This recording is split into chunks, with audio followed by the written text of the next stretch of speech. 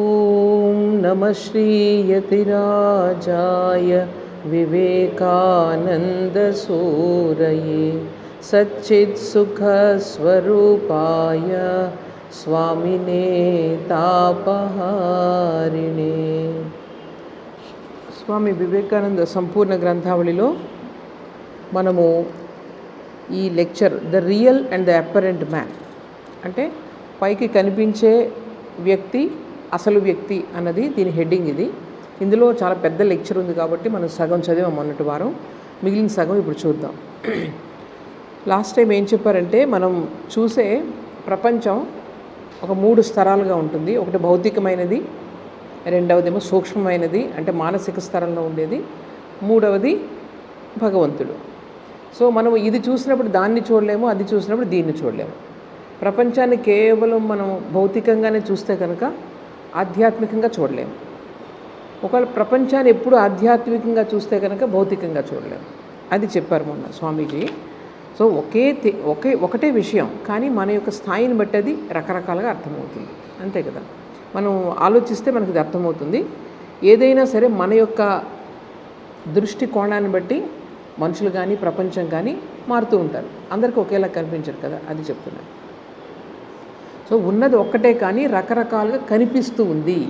కనిపించే ప్రపంచం వేరు, అసలు ప్రపంచం వేరు. అది దీని యొక్క భావం. ఎలా అంటే ప్రతి విషయం కూడా ఇప్పుడు ఇద్దరిని సపరేట్ చేసేది ఏంటి? అక్కడ వాళ్ళిద్దరు ఉన్నారు, అక్కడ వైభవ్ అండ్ పవన్ ఉన్నారు. వాళ్ళిద్దరిని సెపరేట్ చేసేది ఏంటుంది? అక్కడ నేమ్ అండ్ ఫామ్, నామరూపాలే.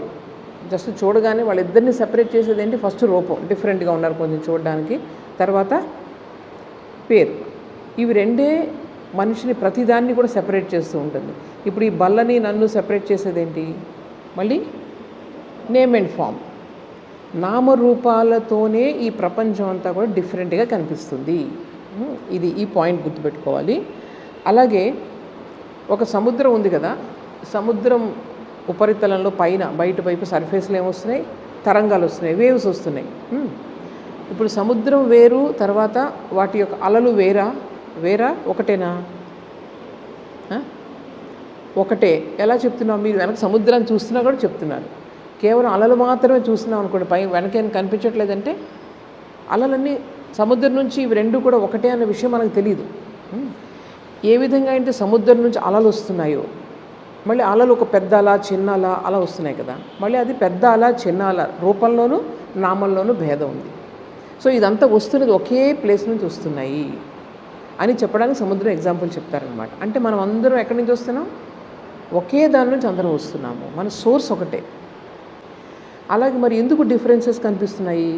ఒక దగ్గర నుంచి వస్తే ఒకేలా ఉండాలి కదా, ఎందుకు డిఫరెన్సెస్ వస్తాయంటే ఇంకొక ఎగ్జాంపుల్ చెప్తున్నారు. సూర్యుని యొక్క కాంతి, రకరకాల నీటి బుడగలు ఉన్నాయనుకోండి, చాలా నీటి బుడగలు తేలుతూ ఉన్నాయి. అందులో పోనీ మీకు సబ్బు సొల్యూషన్ ఉంది కదా, సోప్ సొల్యూషన్ ఉంటుంది కదా, అందులో సూర్యకాంతి పడింది అనుకోండి, ఒక్కొక్క దాంట్లో చిన్నగా కనిపిస్తుంది సూర్యుడిది, పెద్ద బుడగుంటే పెద్దదిగా కనిపిస్తుంది. సో అందువల్ల కింద ఉండే ఆధారాన్ని బట్టి ఒకటే, సూర్యకాంతి ఒకటే, కానీ కింద ఉండే ఆధారాన్ని బట్టి తక్కువ ఎక్కువ కనిపిస్తున్నాయి. అలాగే మనం కూడా ఏదైతే అభివ్యక్తి, మన మనుషులు కానీ లేకపోతే ప్రపంచం కానీ వస్తువులు కానీ ఈ ఆత్మ యొక్క శక్తిని ఎలాగ అభివ్యక్తి చేస్తున్నాయంటే వాటి యొక్క కెపాసిటీని బట్టి. ఇప్పుడు మనలోనే మనుషులు ఉన్నారు, మనుషుల్లో చాలా ఇంటెలిజెన్స్, తెలివితేటలు ఒక్కొక్కరికి ఎక్కువ ఉంటాయి, ఒక్కొక్కరికి తక్కువ ఉంటాయి. సో ఎక్కువ ఉన్న వాళ్ళకి కొంచెం ఎక్కువ అర్థమవుతుంది ప్రపంచం గురించి, అవునా కదా? తేడా ఎక్కడుంది? మనిషిలో ఉంది. సో ఇదంతా కూడా ఎలాగైతే నీటి బుడగలు వివిధమైనటువంటి ఆకారాల్లో ఉండి వివిధంగా కనిపిస్తూ ఉంటాయో సైజు, అలాగే మనుషులు కూడా ఒకటే అయినప్పటికీ వాళ్ళ యొక్క కెపాసిటీని బట్టి, లేకపోతే దాన్ని ఏంటంటారు, కాన్స్టిట్యూషన్ అంటారు, దానిని బట్టి ఈ యొక్క భగవంతుని యొక్క శక్తి తక్కువ ఎక్కువ కనిపిస్తూ ఉంటుంది అని చెప్తున్నారు. ఇది ఒక ఎగ్జాంపుల్ స్వామీజీ చెప్తున్నారు. ఎప్పుడైతే ఈ ఒక్కటే ఉంది ప్రపంచం వెనుక అన్నది మనిషి అనుభూతి చెందుతాడో, కేవలం తెలుసుకోవడం కాదు, మనందరూ కూడా తెలుసుకుంటున్నాం. నేను ఇప్పుడు చెప్తున్నాను, నేను ఉపన్యాసాలు ఇస్తున్నాను, కానీ అది ఎందుకు పనికిరాదనమాట. అది నిజంగా అనుభూతి చెందాలి, అనుభూతి కలుగుతుంది. మన భగవంతుడి గురించి ఎక్కువ ఆలోచిస్తూ ఉంటే మనలో ఉన్నటువంటి ఈ మలినత అంతా తొలగిపోయినప్పుడు ఈ ఒకటే ఎగ్జిస్టెన్స్ ఉంది అని మనకు తప్పకుండా తెలుస్తుంది. అదొక్కసారి మనకు అనుభూతికి వస్తే అసలు ఈ ప్రపంచంలో ఉన్నటువంటి అన్ని రకాలు ప్రాబ్లమ్స్ అయిపోతాయి అన్నమాట. మీకు చూడండి, జీవితంలో సమస్యలు ఉంటాయని చెప్పి ఈ సమస్య ఉందని ఎక్కడికి వెళ్తాం, ఈ సమస్య ఉందని మళ్ళీ ఇంకోటి చూసుకుంటాం. ఏ రోజు జీవితంలో సమస్య లేకుండా ఉందా? ఏ రోజు ఉండదు. ఈరోజు ఒకటి వస్తుంది, రేపు ఇంకోటి వస్తుంది, మళ్ళీ అది అయిపోయిన తర్వాత మళ్ళీ ఇంకోటి వస్తుంది. అసలు ఎప్పుడు సమస్యలన్నీ పోయేది ఎప్పుడనమాట? ఈ భగవంతుని నిజంగా మనం దర్శించినప్పుడే, భగవంతుని యొక్క తత్వాన్ని మనం తెలుసుకున్నప్పుడే జీవితంలో సమస్యలన్నీ కూడా మనకు పోతాయి. అంటే సమస్యలు ఉండవని కాదు, ఆ సమస్యల్ని మనం ఎంతవరకు అర్థం చేసుకునే శక్తి మనకు వస్తుందన్నమాట. అది ఏమీ కాదు, ఈ విరాట్ ఈ ప్రపంచం దాంట్లో మనకు వచ్చే సమస్యలు చిన్న చిన్నవే అని అర్థమవుతుంది మనకి. అప్పుడు వాళ్ళకి అన్ని రకాలైనటువంటి బాధలు తొలగిపోతాయి. ఇప్పుడు చూడండి, ఇంకొకటి ఏంటంటే ఈ మనం చెప్పుకుంటున్నది, ఇప్పుడు స్వామీజీ చెప్తున్నది అద్వైతం గురించి చెప్తున్నారు ఇక్కడ. The real man and apparent man. మనకు కనిపించే వ్యక్తి, కనిపించినటువంటి లోపల ఉండే సత్తా ఏదవుతుందో అది, వీటన్నిటి గురించి చెప్తున్నారు. ఇక్కడ అద్వైతవాదులు ఏం చెప్తారంటే ప్రపంచంలో ఉన్నదంతా ఒకటే. అది ఎందుకు ఇంత డిఫరెన్సెస్ ఉన్నాయి అంటే కేవలం కనిపిస్తున్నాయి ఉన్నట్లుగా. సపోజ్ కళ్ళే లేవనుకో, ఏముంటుంది నీకు? ఏం కనిపించదు కదా. సో అందువల్ల కేవలం కనిపిస్తున్నాయి, ఇంద్రియాలకు గోచరం అవుతుంది డిఫరెంట్గా ఉన్నట్లు, కానీ ఒక్కటే సత్తా. అది చెప్తున్నారు ఇక్కడ స్వామీజీ. సో వీళ్ళు ఏంటంటే అద్వైతవాదులు ఏం చెప్తారంటే ఈ స్వర్గాలు నరకాలు ఇవన్నీ కూడా ఏమి లేవు, అదంతా కూడా నీకు కనిపించేవే, భ్రాంతి. మొత్తం అంతా కూడా భ్రాంతి అని చెప్తారనమాట. లోకాలు ఇవన్నీ అంటాం కదా, పై లోకాలు కింద లోకాలు ఏమీ లేవు. సో ఇక్కడ చూడండి, ఒక చిన్న ఎగ్జాంపుల్ స్వామీజీ ఎప్పుడు చెప్తూ ఉంటారు ఇది. ఒక క్లాసులో టీచర్ అడిగారట, గురుత్వాకర్షణ శక్తి గురించి చెప్తున్నారు. ఆ టీచర్ అందరినీ అడుగుతున్నారు, ఎందుకు భూమి పడిపోవట్లేదు అని అడుగుతున్నారు. భూమి ఎందుకు పడిపోవట్లేదంటే అందరూ రకరకాల ఆన్సర్ చెప్తున్నారు. అయితే అందరిలో ఒక అమ్మాయి, చాలా తెలివైన అమ్మాయి ఏం చెప్పిందట, ఎక్కడ పడుతుంది అని అడిగాను. ఈ అనంత విశ్వంలో పైన కింద ఎలా చెప్తావు నువ్వు? తెలివైన అదే చెప్తున్నారు. ఆ క్వశ్చన్ అన్నదే భూమి ఎందుకు పడిపోవట్లేదంటే ఎక్కడ పడుతుంది పడడానికి? మనకేంటి భూమి మీద ఉంటున్నాం కాబట్టి ఇక్కడ నుంచి కిందకు పడుతుందని చెప్పేసి ఏవో పడిపోతున్నాయి అనుకుంటున్నాం. భూమి ఎక్కడ పడుతుంది? అనంత ఆకాశంలో. సో అలాగే అంటే ఆత్మతత్వం గురించి చెప్పడానికి ఎగ్జాంపుల్ చెప్తున్నారనమాట. ఆత్మకి ఎక్కడికి వెళ్ళినా అక్కడికి వెళ్ళిన సర్వవ్యాపది, అన్ని చోట్ల ఉంది. అది అక్కడికి వెళ్ళి మరి అంటే మనం చనిపోవడం, తర్వాత పుట్టడం, ఇవన్నీ కూడా కేవలం శరీరానికి మాత్రమే. శరీరాన్ని ఏదైతే నిలబెడుతుందో, ఏదైతే చైతన్యాన్ని ఇస్తుందో, చైతన్యమయం చేస్తుంది మన శరీరాన్ని మనసుని, అది ఆత్మ, అదే భగవంతుడు. ఒకసారి ఆలోచన, అది లేకుండా ఏమీ లేదు, అసలు ఆలోచనే లేదు. ఆ భగవంతుని యొక్క శక్తి మొత్తం శరీరంలో మనసులో ఎప్పుడు వైబ్రేట్ అవుతుంది. దానివల్ల ఈ శక్తి, చేతులు కదుపుతున్నాను, కళ్ళు చూస్తున్నాను, అది అనమాట అసలైన శక్తి. అది నేను అని మనం గుర్తుపెట్టుకోవాలి. కేవలం మనం వీటితోనే ఐడెంటిఫై చేసుకుంటే జీవితంలో సమస్యలు తప్పు. సో లోపల ఏ శక్తి అయితే ఉందో దానితో మనం ఐడెంటిఫై చేసుకోవాలని స్వామీజీ చెప్తున్నారు ఇక్కడ. సో మనకు ఈ ఆత్మకు పుట్టుక చావు ఉంటుందన్నది చాలా అబద్ధమైన విషయం, అది సరికాదు. అయితే ఎందుకండి ఇదంతా, ఈ శరీరం ఉంది, మనసు ఉంది, ప్రపంచం అంతా ఉంది, ఎందుకు ఇదంతా, ఈ సృష్టి అంతా ఆత్మ అలాగా ఆత్మలా ఉండిపోవచ్చు కదా అంటే, ఇది భగవంతుని యొక్క సృష్టిలో ఏంటంటే మళ్ళీ తన యొక్క తత్వాన్ని తనే తెలుసుకోవాలనే కోరిక కలిగింది. అంటే ఒక ఆబ్జెక్టివ్ రెండుగా అయిపోయి తన తత్వాన్ని తనకే తెలుసుకోవాలని కోరిక కలిగిందట ఆయనకి. అది కూడా ఉపనిషత్తుల్లో ఉంది.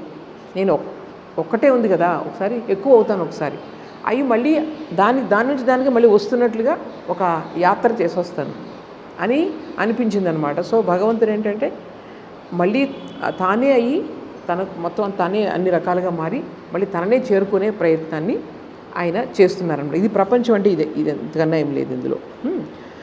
సో ఈ ప్రపంచం ఏంటంటే ఈ తెలుసుకోవడం అంటే మళ్ళీ ఆ భగవంతుని తత్వాన్ని చేరుకోవాలి. భగవంతుని తత్వం ఏంటి చెప్పండి? ఫ్రీడమ్. దేనికి బంధించబడి ఉండదు అసలు. భగవంతుడు అంటే ఫ్రీడమ్ అనమాట. సో అటువంటి తత్వాన్ని మళ్ళీ తెలుసుకోవాలని చెప్పి ఈ ప్రయత్నంలో ఈ నేచర్, ఈ ప్రకృతి, ఈ శరీరం ఇవన్నీ కూడా ఒక పుస్తకం లాంటిదట. పుస్తకం తర్వాత పుస్తకం చదువుతూ ఉన్నాం అంటే చదవడం అంటే ఏంటి? ఎక్స్పీరియన్స్. రోజుకు ఒక్కొక్క అనుభూతి కలుగుతూ ఉంది మనకి. అనుభూతి నుంచి కొంత జ్ఞానం కలుగుతుంది, నేర్చుకుంటూ ఉంటాం, అవునా కదా? ప్రతిరోజు కూడా ఈ యొక్క ప్రపంచం, ప్రకృతి, తర్వాత ఈ శరీరం, మనసు ఏదో ఒకటి మన గుణపాఠాలు నేర్పుతూనే ఉంటాయి. ఈ విధంగా నేర్చుకొని ఒకప్పటికి అర్థమవుతుంది ఇది ఏమీ కాదు. అసలైంది ఆ ఫ్రీడమ్, కంప్లీట్ ఫ్రీడమ్ ఏదైతే ఉందో, ఇప్పుడు మనకు ఫ్రీడమ్ లేదంటే మనకు ఫ్రీడమ్ ఉంది. కావాల్సినవి చేసుకొని తింటున్నాం, కావాల్సినవి కొనుక్కొని తింటున్నాం, ఫ్రీడమే కదా ఇది. కానీ ఈ ఫ్రీడమ్ అన్నది మన అసలు ఫ్రీడమ్ ఏదైతే ఉందో, బంధాలు లేనటువంటి ఫ్రీడమ్ ఏదైతే ఉందో, దానికి ఒక చిన్న ఎక్స్ప్రెషన్ మాత్రమే. ఇప్పుడు కొనుక్కొని తింటున్నాము, కొనుక్కొని తినలేకపోతే బాధపడుతున్నామా లేదా? సో ఈ బాధ ఇవన్నీ ఉండవు అక్కడంతా వర్రీ ఇలాంటివన్నీ ఉండవు అనమాట. ఒకసారి మనం రియలైజ్ అది ఫ్రీడమ్ అంటే. ఇంకేది మన శరీరానికి సంబంధించింది కానీ, మనసుకు సంబంధించింది కానీ, ఈ ప్రపంచంలో ప్రకృతికి సంబంధించింది కానీ ఏది కూడా నన్ను కష్టపెట్టలేదు, నన్ను కదిలించలేదు, చలింప చేయలేదు. అది ఫ్రీడమ్ అంటే. కొన్ని కావాల్సిన కొనుక్కొని తిన్నాను, కావాల్సిన చేసుకొని తిన్నాను, కావాల్సిన చూడడానికి వెళ్ళాను. ఇది only small expression of freedom. అది కంటిన్యూస్ కాదు, ఇప్పుడు ఉంటుంది రేపు ఉండదు. సో ఇది కంప్లీట్ ఫ్రీడమ్ అన్నది మన యొక్క గోల్ అనమాట. ఈ నేచర్ నుంచి నేర్చుకొని అయ్యి బాబా ఇంకొద్దు, విసుగు వచ్చి నాకు ఇంకొద్దు, నాకు కావాల్సింది ఏం కావాలంటే స్వేచ్ఛ కావాలి, భగవంతుడు కావాలి. ఇంక ఇటువంటి పడి లేస్తూ జీవితం ఎన్నాళ్ళు అని అనిపించే స్థాయి వస్తుంది, ప్రతి వాళ్ళకే వస్తుంది. ఇప్పుడు కాకపోతే కొన్ని జన్మల తర్వాత వస్తుంది. స్వామీజీ చెప్తున్నారు ప్రతి వాళ్ళు చిన్న ఏంటంటారు దాని చిన్న చీమ కూడా ఆ ఫ్రీడమ్ కోసమే తాపత్రయపడుతుంది ఎంతసేపు కూడా. సో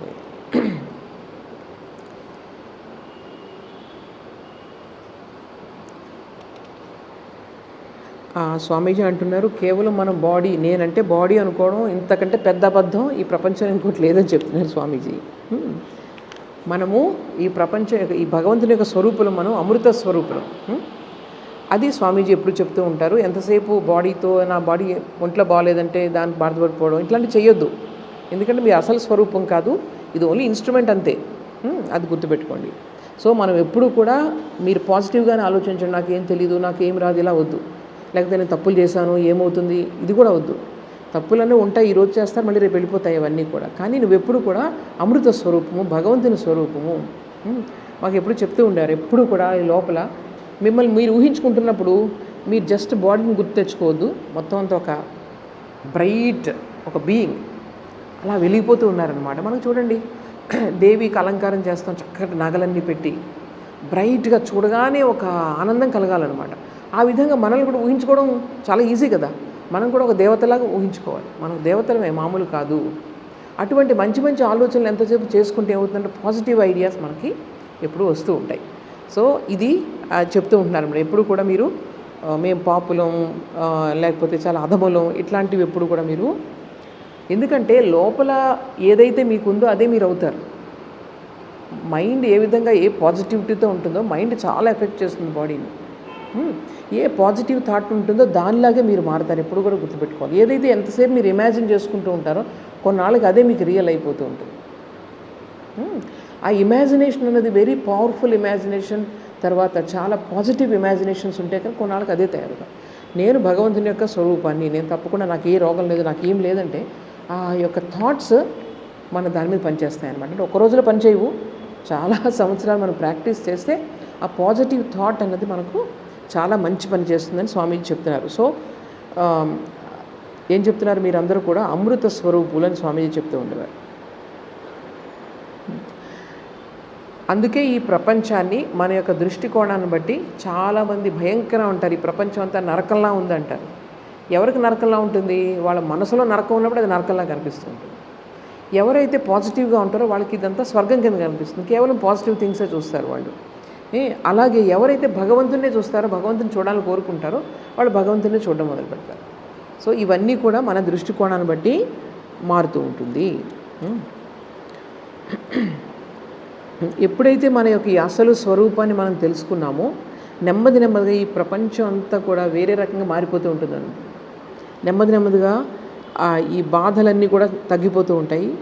ఎలాగైతే మన ఆకాశం ఉంది, ఆకాశంలో మేఘాలు వస్తూ ఉంటాయి పోతూ ఉంటాయి. ఆకాశం ఏమైనా అవుతుందా? కానీ మేఘాలు కదిలినప్పుడు ఏమో అనిపిస్తుంది మనకి, ఆకాశమే కదులుతుంది అనిపిస్తుంది. అలాగే మనం కూడా ఆ యొక్క భగవత్ స్వరూపం, చిత్ స్వరూపం ఏదైతే ఉందో అది ఎప్పుడు కాన్స్టెంట్గా ఉంటుంది. దానిపైన ఈ కష్టాలు, సుఖాలు, ఈ రోగాలు ఇవన్నీ కూడా మూవ్ అవుతూ ఉంటాయి. ఇది ఎప్పుడు కాన్స్టెంట్గా ఉంటుంది. సో ఆ తత్వాన్ని ఎప్పుడైతే తెలుసుకున్నామో అప్పుడు మనకు వచ్చే కొద్ది బాధలన్నీ కూడా తగ్గిపోతూ ఉంటాయి అన్నమాట. ఇప్పుడు చాలామంది అంటారు, ఇదేదో ఎలా తెలుసుకుంటాం, ఇందులో ఏదో ఎప్పుడు మరణించినటువంటి ఒకటి ఉంది, దాన్ని తెలుసుకోవడం నిజంగా ప్రాక్టికల్, అది ఎవరైనా తెలుసుకోగలరా అని చాలామంది ప్రశ్నిస్తూ ఉంటారు. స్వామీజీ చెప్తున్నారు తప్పకుండా తెలుసుకోగలరు. ఎందుకని చెప్తున్నారు అది తప్పకుండా తెలుసుకోగలరని? ఎంత విశ్వాసంతో చెప్తున్నారు, ఎందుకంటే అటువంటి మహాత్ములు ఉన్నారు, అసలు శరీరం ఏం కాదు అని. ఎగ్జాంపుల్ రామకృష్ణ పరమహంస ఉన్నారు, రమణ మహర్షి ఉన్నారు మనకు దగ్గరలోనే. వాళ్ళందరి జీవితాలు మనకి సాక్ష్యం అనమాట. ఎలాగ వాళ్ళు జీవితాలు శరీరం కాదనే జీవించారనమాట. ఒంటి నిండా పురుగులు పట్టేస్తున్నాయి, ఆయనకేం పట్టలేదు.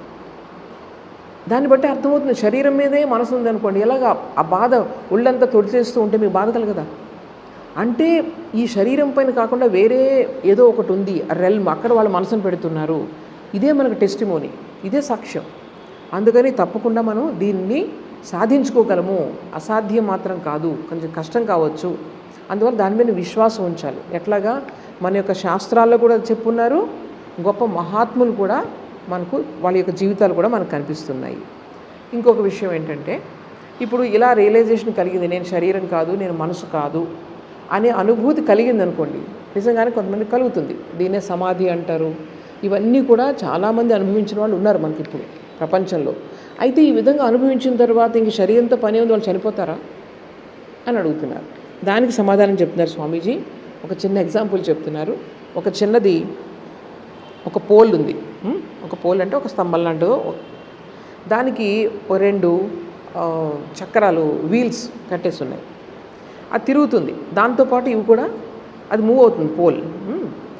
అప్పుడు ఏమవుతుంది, ఇవి కూడా మూవ్ అవుతున్నాయి, రెండు చక్రాలు మూవ్ అవుతున్నాయి. మూవ్ అవుతుంటే మధ్యలో వచ్చి పైన చక్రాన్ని ఆపేసాం మనం. ఆపేసి ఇక్కడ ఏం చేసాం, కింద మధ్యలో ఈ 2 చక్రాలకు మధ్యలో ప్లేస్ని, ఆ పోల్ని నరికేసాం, తీసేసాం, కట్ చేసేసాం. చేసేస్తే అప్పుడు క్రింద ఉన్న చక్రం ఏదైతే మనం కట్ చేసేసామో అయినా సరే కింద పోల్కి ఇంకో చక్రం ఉంది కదా, అది కొంతసేపు తిరుగుతూ ఉంటుంది. ఎందుకు ఊహించుకున్నారా మీరు? ఒక చిన్న పోల్ లాగా ఉంది, 2 చక్రాలు ఉన్నాయి ఇక్కడ, ఈ పోల్ తిరుగుతూ ఉంది, అవి 2 కూడా తిరుగుతున్నాయి, రొటేట్ అవుతూ ఉన్నాయి. నేను మధ్యలో వెళ్ళి ఏం చేశాను, పై చక్రాన్ని ఆపేశాను. ఆపేసి ఈ మధ్యలో కట్ చేసేసాను పోల్ని. కట్ చేసినప్పుడు క్రింద చక్రం తిరుగుతుంది కొంతసేపు. ఎందుకని? ముందే ఆ మూమెంటం ఉంది కదా, ముందు తిరుగుతూ ఉన్న ఒక మూమెంటం ఉంది. ఆ మూమెంటం వల్ల క్రింద అది కూడా కొంతసేపు తిరుగుతుంది. సరిగ్గా ఇలాగే మనకు కూడా అంటే రియలైజేషన్ అయిపోయిన తర్వాత కూడా కొంచెం ఆ పాస్ట్ కర్మ ఏదైతే ఉందో దాని మూమెంటం కొంచెం ఉంటుంది. దానివల్ల వాళ్ళు ఇంకా కొన్ని రోజులు వాళ్ళు జీవిస్తారు.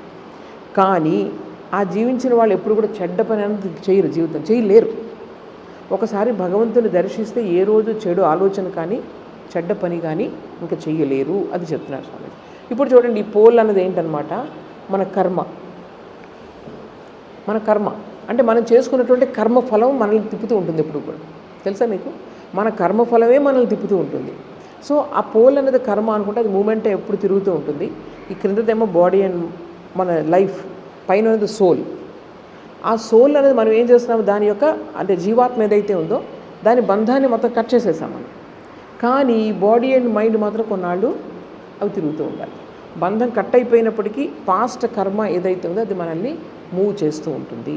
అందువల్ల ఎవరైతే మహాత్ములు, అనుభవజ్ఞులు ఎవరైతే ఉన్నారో, ఆత్మను అనుభవించారో వాళ్ళు కూడా ప్రపంచంలో పని చేస్తారు కానీ వాళ్ళు చేసే పని మనలాగా బంధంతో కూడుకున్నది కాదు, స్వేచ్ఛగా చేస్తారు. కానీ ఎప్పుడు వాళ్ళ వల్ల మంచి తప్ప ఈ ప్రపంచానికి ఎప్పుడు కూడా కీడు జరగదు. రామకృష్ణ పరమహంస చక్కటి ఎగ్జాంపుల్ చెప్పేవారు. సంగీతం నేర్చుకున్న వాళ్ళకి తెలుస్తుంది అనమాట. సంగీతం బాగా ఎవరైతే నేర్చుకుంటారో వాళ్ళు ఎప్పుడూ కూడా అపస్వరం చేయలేరు. నిద్రలో లేపినా సరే వాళ్ళు అపస్వరం చేయలేరు, ఎందుకంటే అంత ఎక్స్పర్ట్స్ అనమాట వాళ్ళు.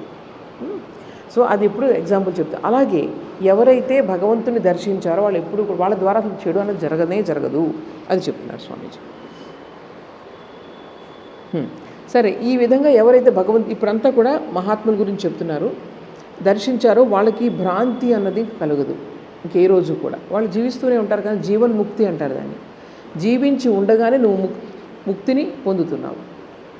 ముక్తి అంటే ఏంటి? నేనేం చెప్పాను ఇందాక, ముక్తి అనగానే మీకు గుర్తుపెట్టుకోవాల్సింది ఏంటంటే రాగద్వేష భయాలు.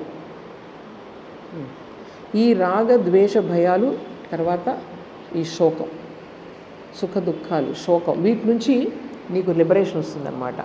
అంటే నాకు వీళ్ళంటే చాలా ఇష్టం, వీళ్ళు లేకుండా ఉండలేను, లేకపోతే వాళ్ళంటే చాలా కోపం, వాళ్ళు చూస్తేనే నాకు కోపం, ఇట్లాంటివన్నీ ఇంక నీకు రావు అసలు.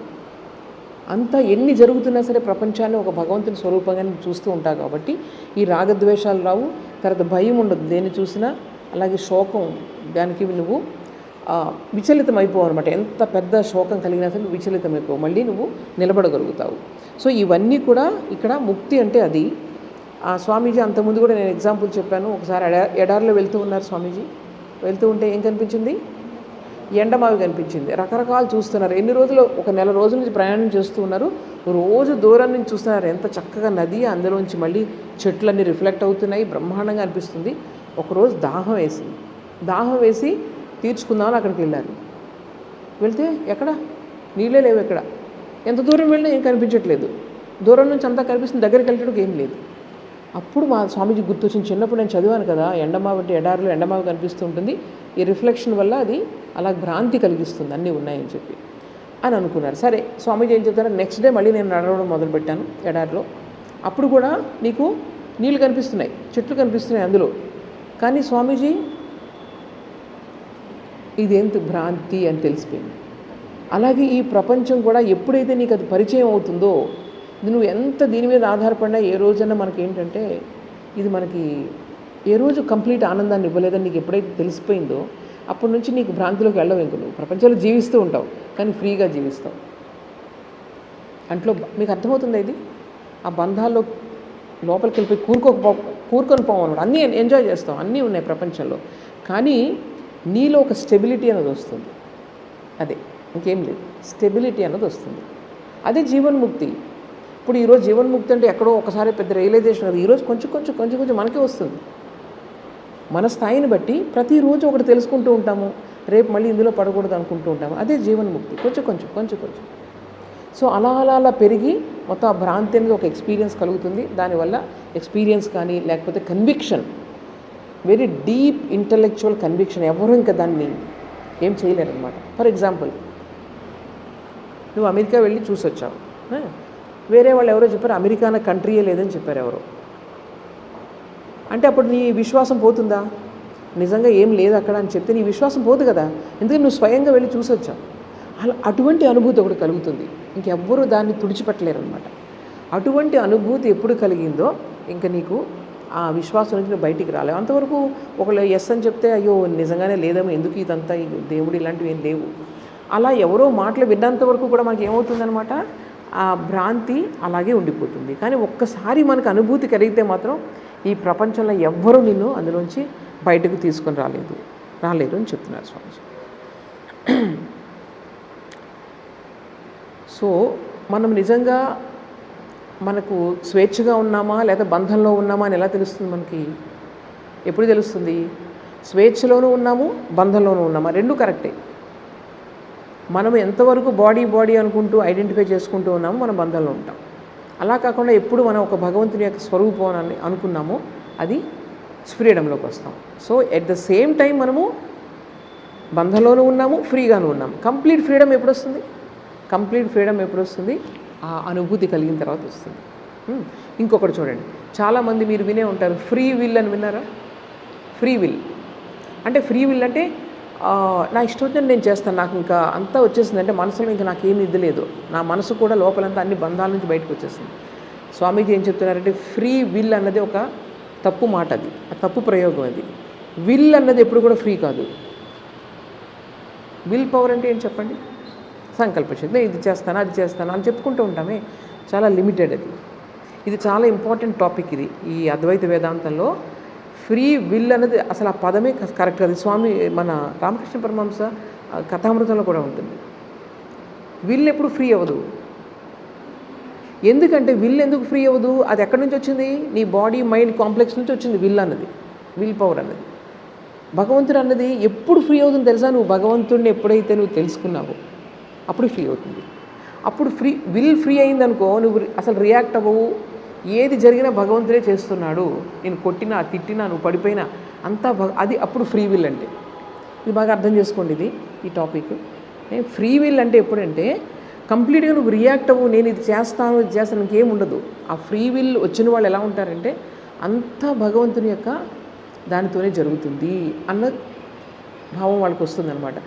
రామకృష్ణ పరమహంస ఒక ఎగ్జాంపుల్ చెప్పేవారు. ఏంటిది? ఫ్రీ విల్కి ఒక ఎగ్జాంపుల్ చెప్పేవారు. పవన్, ఆవునికి ఒక పోలికి కట్టేశారు. ఒక అతను వచ్చి అక్కడ బాగా మైదానంలో కట్టేశాడు, గడ్డి ఉంది అక్కడ, ఒక పెద్ద తాడు కట్టాడు. సో ఈ ఆవు ఏం చేస్తుంది? వెళ్ళిపోయాడు, వేరే పనులు చూసుకుంటున్నాడు అతను. ఈ ఆవు ఏం చేస్తుంది? అక్కడ మొత్తం అంతా మేస్తుంది. కొంచెం ముందు ఇక్కడ రాట దగ్గర ఎక్కడైతే ఉందో అక్కడ మేస్తుంది. తర్వాత అక్కడ అయిపోయి గడ్డి అయిపోగానే కొంచెం వెనక్కి వస్తుంది. వచ్చి తర్వాత తాడు ఎంత పొడుగుందో అంత దూరం మేసుకుంటూ వెళ్తుంది. ఇంకా తర్వాత ఇంక వెళ్ళగలదా? అంతవరకే దాని స్వేచ్ఛ. మనకు కూడా అంతే. భగవంతుడు స్వేచ్ఛ ఇచ్చాడు కానీ దానికి ఒక లెంగ్త్ ఉంది, అంతవరకే నీ స్వేచ్ఛ. అందుకే నీకు రోగాలు వస్తున్నాయి, నువ్వు తగ్గించుకోగలుగుతున్నావా? స్వేచ్ఛ ఎంతవరకు ఉంది? కొంతవరకే. సో అందువల్ల ఆ స్వేచ్ఛ అన్నది ఆ తాడు పెంచగలడు భగవంతుడు. నువ్వు భగవంతుడి పైన ఆధారపడితే కనుక ఆ తాడు సైజు పెంచగలడు, ఇంకొంచెం పెంచగలడు. ఈ విధంగా ఆయన పైన కంప్లీట్గా ఆధారపడినప్పుడు కంప్లీట్గా ఆయన నీకు తేడా లేదు, ఆయనకి తెలుసుకుని ఎప్పుడైతే తెలుసుకుంటావో ఈ తాడు అనేది తెగిపోతుంది. You are free. సో ఇది చాలా ఇంపార్టెంట్ విషయం అనమాట. మనకున్న స్వేచ్ఛ, మానసిక స్వేచ్ఛ, మన బుద్ధి శక్తి ఇవన్నీ కూడా చాలా కొంచెం అనమాట. మనం దీన్నే చూసుకుని విర్రవీగుతూ ఉంటాం. నాకు ఇంత నేను ఏదైనా చేయగలను. సెల్ఫ్ కాన్ఫిడెన్స్ ఈజ్ డిఫరెంట్, అది నేను చెప్పట్లేదు. ఇదేంటంటే నేను ఏదైనా నేను అన్నీ చేయగలను అనుకోవడం అన్నది చేయలేరు మీరు ఎప్పటికీ కూడా. అందుకే ఆ లిమిటేషన్ ఉంది కాబట్టే మనిషి భగవంతుడి గురించి ఆలోచిస్తున్నాడు ఏంటి ఉందని చెప్పేసి. సో ఎప్పుడైతే మనకు భగవంతుడి పైన కంప్లీట్గా ఆధారపడ్డం అంటే ఏంటనమాట, నీకు కంప్లీట్గా నీ బాడీ మైండ్ కాదు అన్న రియలైజేషన్ వచ్చినప్పుడే నువ్వు భగవంతుడి మీద ఆధారపడగలుగుతావు, అంతవరకు లేదు. సో అటువంటి వాళ్ళు ఎలా ఉంటారనమాట, వాళ్ళు ఎంతసేపు ఎప్పుడు ఏ పని చేసినా వాళ్ళు మంచి పనే చేస్తారు. తర్వాత ప్రతిదానికి భగవంతుడిపైన ఆధారపడతారు. ఒక అతను దొంగతనం చేశాడని చెప్పేసి అది స్వామి రామకృష్ణ పరమహంస చెప్పేవారు. ఎవరో పాపం దొంగతనం చేయలేదు, ఎవరో దొంగతనం చేసి ఇతను చేశాడని చెప్పారు, అమాయకుల్లో ఉన్నాడని. అతను తీసుకెళ్ళి రాజుగారి దగ్గర తీసుకెళ్లారు, కొట్టారు, చిక్కగా బాధారు అంతా చెప్తే పాపం చివరికి అతను చెప్తున్నాడు నేను తీయలేదని చెప్పాడు. రాజు కొంచెం అనుమానం వచ్చింది, మంచతంలో ఉన్నాడని చెప్పేసి. తర్వాత తేలింది ఏంటంటే వేరే వాళ్ళు ఎవరో వచ్చి సాక్ష్యం ఇచ్చారు, పాపం మంచతను పట్టుకొని కొడుతున్నారు అని చెప్పి వీళ్ళు వచ్చి అతను కాదు చేసింది, వేరే వాళ్ళు చేసి అతని మీద పెట్టారు అని చెప్తే అప్పుడు అర్థమైంది. అప్పుడు ఆయన అడుగుతున్నారు, అదేంటి ఇందాక నుంచి మేము కొడుతున్నాం, ఇచ్చేస్తున్నాం, నువ్వేంటి చెప్పచ్చు కదా అంటే, అంతా భగవంతుడి యొక్క ఇచ్చ వల్లే జరుగుతుంది. నన్ను వాళ్ళు పట్టుకున్నారు, భగవంతుడి యొక్క రాముడి దయ వల్లే పట్టుకున్నారు. నన్ను కొట్టారు, రాముడి ఇచ్చ వల్లే చేశారు. ఇవన్నీ కూడా ఆయన సంకల్పం వల్ల అన్నీ జరుగుతున్నాయి అన్న భావం కంప్లీట్గా వాళ్ళు ఎస్టాబ్లిష్ అయిపోతారనమాట. అందులో ఆనందంలోనే ఉంటారు, ఆ భగవంతుడిని దాంట్లోనే ఉంటారు ఎప్పుడు కూడా. అందుకని ఏది రియాక్షన్ ఉండదు, నీకు మంచి జరిగినా చెడు జరిగినా రియాక్షన్ ఉండదు. అది హయ్యెస్ట్ స్టేజ్ అది. సో ఇప్పుడు ఆ స్టేజ్కి వెళ్ళిపోయి మళ్ళీ క్రిందకు వచ్చి ఈ లోక కళ్యాణార్థం పనిచేసే మహాత్ములు కూడా ఉన్నారు. వాళ్ళ సంకల్ప శక్తితో మంచి చేయడానికి రకరకాలుగా పనిచేస్తూ ఉంటారు. ఇప్పుడు స్వామి వివేకానంద వీళ్ళందరూ కూడా అంతే కదా, వాళ్ళు కష్టపడే పనిచేశారు. వాళ్ళకి అసలు ఈ స్టేజ్లో ఉండేవాళ్ళు కాదు, పనిచేసేవాళ్ళు. అమ్మ శారదాదేవి అందరూ కూడా లోక కళ్యాణార్థం వాళ్ళందరూ కూడా వాళ్ళకి పనిచేయాల్సిన అవసరం లేదు, అసలు పనిచేశారనమాట ఈ విధంగా. సో వాళ్ళు ఫ్రీడమ్లో పనిచేస్తారు, మనం బంధంలో పనిచేస్తాం, అదే తేడా.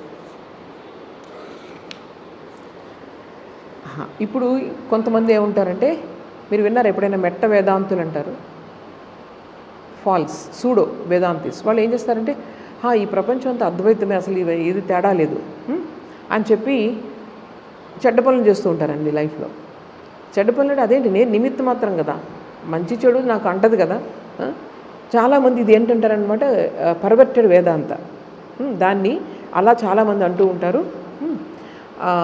అప్పుడు దానికి స్వామీజీ చెప్తున్నారనమాట, ఎవరైతే భగవంతుణ్ణి దర్శిస్తారో వాళ్ళు ముందు చెడును వదిలిపెట్టాలి, లేకపోతే దగ్గరికి రావడమే అవ్వదు. అవినీతిని వదిలిపెట్టి నీతి మార్గంలోకి రావాలి. నీతి మార్గంలోకి వచ్చిన తర్వాతే అప్పుడు నీతి మార్గాన్ని కూడా, అంటే నీతి కూడా ఇంకా అక్కడ అవసరం లేదు. భగవంతుడి దగ్గరికి వెళ్తే గుడ్ అండ్ బ్యాడ్ ఒకటే, కానీ దానికి మార్గం ఎలా ఉంటుందన్నమాట, ఫస్ట్ చెడు నుంచి బయటికి రావాలి, తర్వాత మంచిలోకి రావాలి, మంచిని కూడా అప్పుడు రెండు వదిలేసేయడం అన్నది. చూడండి మీకు ఎగ్జాంపుల్ ఏం చెప్పారు, చెప్పమ్మా ఏం చెప్పారు రామకృష్ణ పరమహంస? ముళ్ళు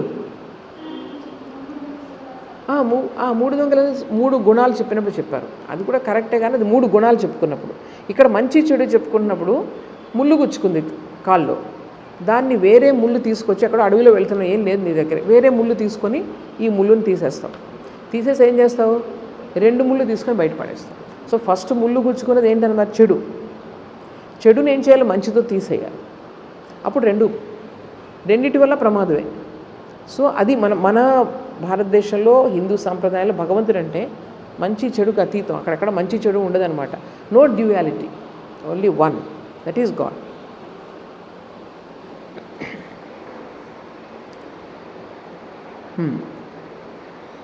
అందుకని ఏంటంటే మనము ఎన్ని చదివి, చాలా ఇంపార్టెంట్ పాయింట్ ఇది, ఎంత చదివి ఎంత అర్థం చేసుకున్నా మనకు నిజంగా లోపల నుంచి రియలైజేషన్ లేకపోతే ఇదంతా కూడా మనకు అర్థం కాదంటే దాన్ని కరెక్ట్ వేలో మనం తీసుకోలేము.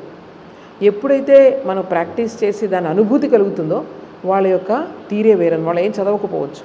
ఈ చదవడాలు, ఫిలాసఫీలు, బుక్స్ ఇవన్నీ ఎందుకనమాట, జస్ట్ దానికోసం హెల్ప్ చేయడానికి మాత్రమే. ఒక్కసారి అనుభూతి కలిగిందంటే తీసి పక్కన పడేయండి, పుస్తకాలు ఏం చదవాల్సిన అవసరం ఉండదు ఇంకా. సో అనుభూతి అనేది చాలా ఇంపార్టెంట్. ఇది స్వామీజీ చెప్తున్నారు. ఎవరికైతే అనుభూతి కలిగిందో, మన చేతిలో ఒక ఉసిరికాయని ఎంత స్పష్టంగా చూస్తామో భగవంతుని తత్వాన్ని అంత స్పష్టంగా వాళ్ళు చూడగలుగుతారట. అనుభూతి కలిగిన వాళ్ళని చూస్తేనే మనకు ఆ ఫేస్ చూస్తేనే తెలిసిపోతుంది అనమాట. ఈ హర్రీ వర్రీ ఇలాంటివి ఉండవు వాళ్ళ ఫేస్లో. ఒక ప్రశాంతత అది కనిపిస్తూ ఉంటుంది. అది చూడగానే చాలామంది గుర్తుపట్టగలం ఈజీగా వాళ్ళని, అటువంటి వాళ్ళని.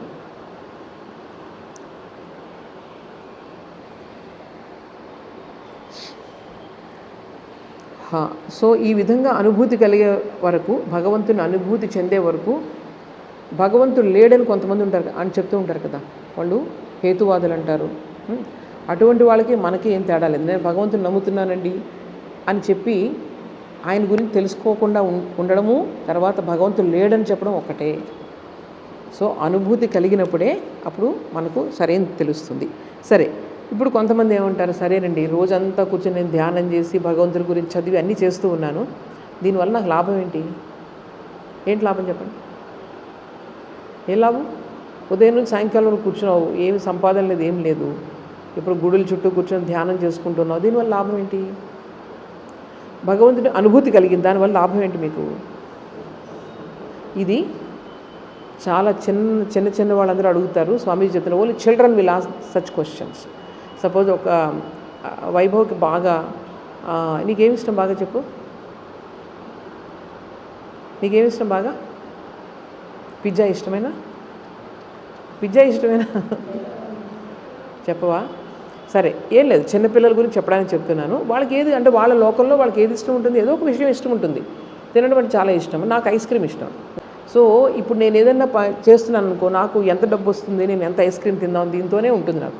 అంటే నాకు ఈ జీవితంలో ఉపయోగపడేది ఏంటంటే, నాకు ఐస్ క్రీమ్ ఇచ్చేదే నాకు ఉపయోగపడేది. ఐస్ క్రీమ్ తినాలంటే ఏం చేయాలి, డబ్బులు కావాలి.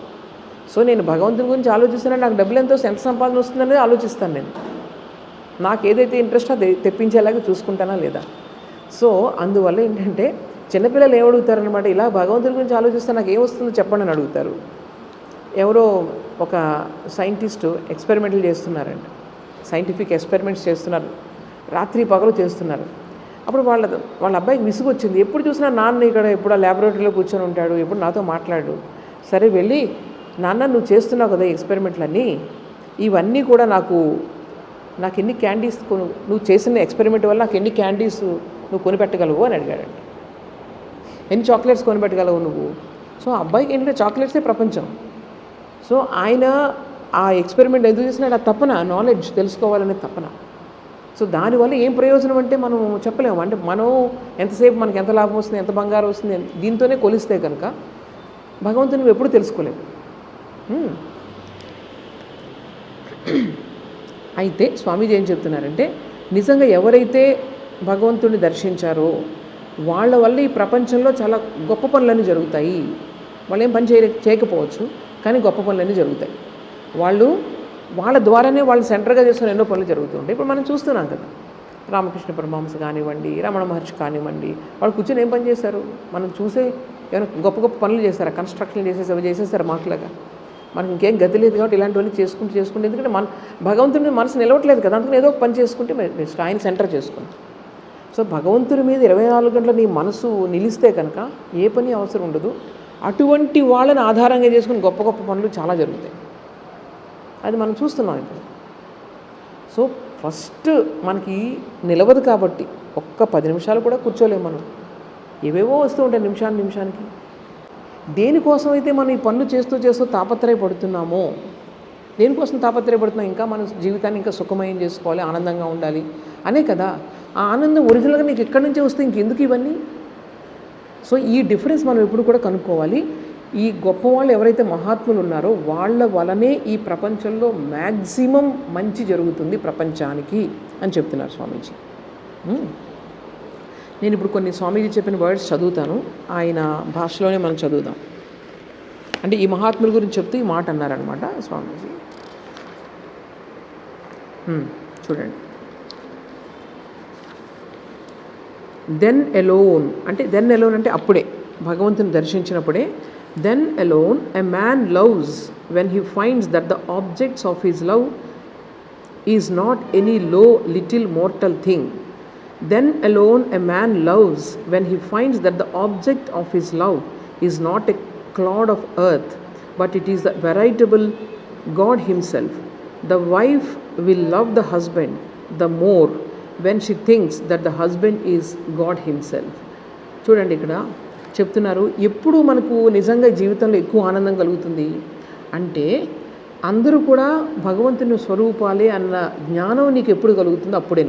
ఇప్పుడు భార్యాభర్తలు ఉన్నారు, ఒకరి మీద కూడా ప్రేమ అంతా ఉంటుంది, అండర్స్టాండింగ్ ఉంటుంది. స్వామీజీ ఏం చెప్తున్నారంటే నిజంగా భార్య భర్తలో భగవంతుని చూసినప్పుడు, అలాగే భర్త భార్యలో ఒక దేవిని చూసినప్పుడు ఆ ప్రేమ అన్నది ఇంకా పెరుగుతుంది. ఆ దైవత్వం ఎప్పుడైతే మన జీవితాల్లో స్పిరిచువాలిటీ అనేది ఎప్పుడైతే వచ్చిందో ఈ ప్రేమ యొక్క వాల్యూ కూడా చాలా హైగా ఉంటుందన్నమాట. అండర్స్టాండింగ్ చాలా గొప్పగా ఉంటుంది, వాళ్ళ జీవితం గొప్పగా ఉంటుంది. ఇది చెప్తున్నారు. ఇదంతా ఇక స్వామీజీ చెప్పింది కాదు, ఇది మన ఉపనిషత్తుల్లో ఉంది. ఇది చాలా చక్కగా చెప్తారన్నమాట. ఒక పిల్లల్లో భగవంతుని చూసినప్పుడు ఆ పిల్లల పైన ఒక డిటాచ్డ్ లవ్ అనేది, చాలా డీప్ కైండ్ ఆఫ్ లవ్ అనేది వాళ్ళ మీద కలుగుతుంది. భగవంతుడే వీళ్ళు నాకు ప్రసాదించారు ఈ పిల్లల్ని, ఆయన యొక్క సంతానం నాకు వచ్చింది. ఆ భావంతో ఎప్పుడు కూడా పిల్లలతో మనం రిలేషన్ పెట్టుకున్నప్పుడు ఆ బంధం అనేది ఇంకా చాలా గ్రేట్గా ఉంటుంది. That mother will love the children more who thinks that the children are God himself. That man will love his greatest enemy who knows that that very enemy is God himself. Even శత్రువులు కూడా ప్రేమించగలుగుతారు. That man will love a holy man who knows that the holy man is God himself.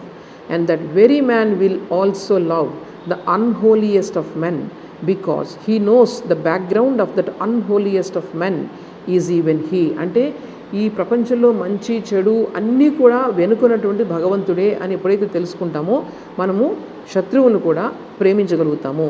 Such a man becomes a world mover for whom his little self is dead and God stands in its place.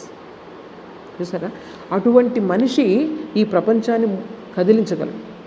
ఒక్క మనిషి ఆ వ్యక్తిత్వం అనేది అది ఎప్పుడైతే లోపల realisation అయ్యిందో అటువంటి వాళ్ళు వరల్డ్ మూవర్స్ అవుతారు అని చెప్తున్నారు స్వామీజీ. ఆ రియలైజేషన్ అయిన వాళ్ళు.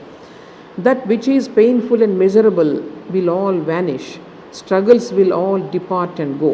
సో ఈ అనుభూతి ఎప్పుడైతే కలిగిందో ఈ ప్రపంచంలో ఒకే సత్యాన్ని మనం దర్శించగలుగుతామో అప్పుడు అన్ని రకాల సందేహాలు, ప్రాబ్లమ్స్ ఈ ప్రపంచం ఈ జీవితం నుంచి మొత్తం మాయమైపోతాయి అని చెప్తున్నారు స్వామీజీ.